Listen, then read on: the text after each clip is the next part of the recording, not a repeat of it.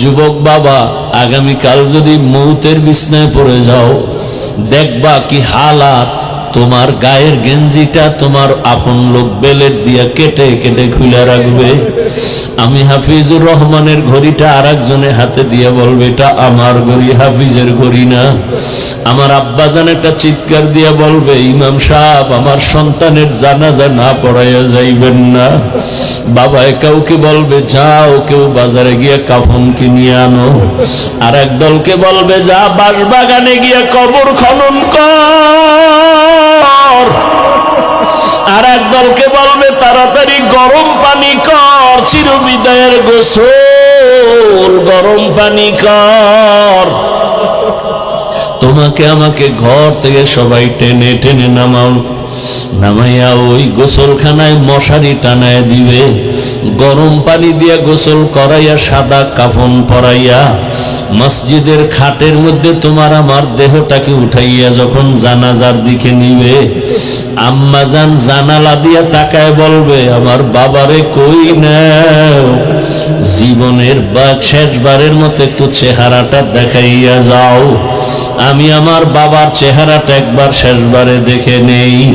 ও আল্লাহর বান্দারা, জানাজা পড়ায় যখন কবরের দেশে নিয়ে যাবে, এমন এক বাঁশবাগান যেখানে দিনেও যাইতে বড় ভয় লাগে, সবাই ওখানে পাড়াইয়া পাড়াইয়া মাটি দিয়া কেউ নাই। এখন তুমি আমি একা, ডানে বামে মাটি, উপরে মাটি, অন্ধকার, একটা বালিশ নাই, বিছানাও নাই। ফেরেশতা আসবে তোমাকে আমাকে এই প্রশ্ন করার জন্য, রবের পরিচয় দাও, ধর্মের পরিচয় দাও, রাহমাতুল লিল আলামিনের পরিচয় দাও। ও বাবা, যদি কালেমা না পড়িয়া আজরাইলের হাতে যাও, ওই কবরে একটা প্রশ্নের জবাবও দিতে পারবা না। আমার আল্লাহর গায়বী আওয়াজ কুদরতি ভাবে শুরু হয়ে যাবে।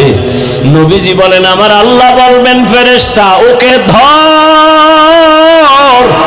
দুনিয়াতে অনেক ছাড় দিছি, সুযোগ দিয়েছি, আর দেওয়া হবে না।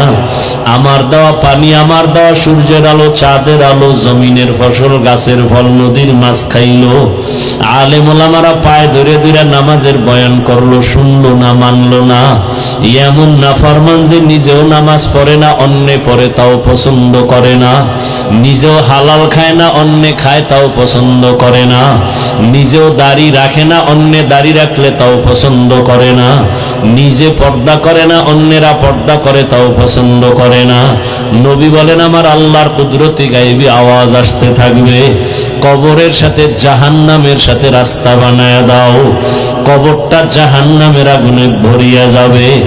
একটা না, দুইটা না, সাপ। আল্লাহ বলবেন, আরে কবরের মাটি,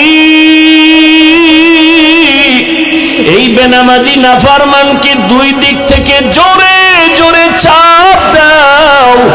এত জোরে জোরে চাপ দিবে, পাঁজরের হাড় চুরমার হয়ে যাবে। রংপুর এলাকার মানুষ, কুড়িগ্রামের মানুষ, ওরে আমরা বাংলাদেশের বিভিন্ন জায়গায় বয়ান করি, কুড়িগ্রামের গুগু মুন্সির কথা বইলা বয়ান করি। যেই গুগু মুন্সির লাশ 3 বার পর্যন্ত ভাঙছে, নদীতে 3 বার উঠাইছে, একবার উঠায় দেখছে 30 বছর পর সাদা কাফনে একটা দাগ নাই, সাদা কাফনে দাগ লাগে নাই। ওরে গরুও মরে, কুকুর মরে, তুমিও আমিও মরব, কিন্তু কালেমা না নিয়ে কবরে গেলে বাবা আমারও উপায় নাই, তোমারও উপায় নাই। অনেকে বলে কবরে আযাব হবে না। চরমনের সৈয়দ ইসহাক রহমাতুল্লাহ একটা সুন্দর যুক্তি দিছে, বাবারা মানিয়ে নিলাম যদি কবরে আযাব নাই হয়, তুমিও শান্তি আমিও শান্তি, কিন্তু আযাব হওয়ার তো দলিল আছে অনেক। এরপরও যদি সেখানে গিয়ে দেখো আসলেই আযাব হইতেছে, তখন বলো তোমার উপায় কি হবে, আমার উপায় কি হবে? ফিরিয়ে তো আসতে পারবা না। নামাজ না পড়ার শাস্তির কথা তো কোরআনে আছে, রোজা ভাঙ্গার শাস্তির কথা তো রসুল বলেছেন, তুমি এগুলো কোথা থেকে উল্টাইবা? জান্নাতের বয়ান তো কোরআনে আছে, জাহান্নামের বয়ান তো কোরআনে আছে। জান্নাতে কারা যাবে তাও তো আল্লাহ কোরআনে স্পষ্ট বলে দিয়েছেন, জাহান্নামে কারা যাবে তাও আল্লাহ বলে দিয়েছেন। জাহান্নামটা কেমন তাও আল্লাহ বয়ান করেছেন। ওয়াইলুল লিকুল্লি হুমাযাতিল লুমাযা আল্লাযী জামা মালাহু ওয়া আদ্দাদা ইয়াহসাবু আন্না মালাহু আখলাদা কাল্লা লা ইউনবাযান্না ফিল হুতামা ওয়া মা আদরাকা মাল হুতামা নারুল্লাহিল মুকাদা। জাহান্নামের আগুন এত ভয়ঙ্কর,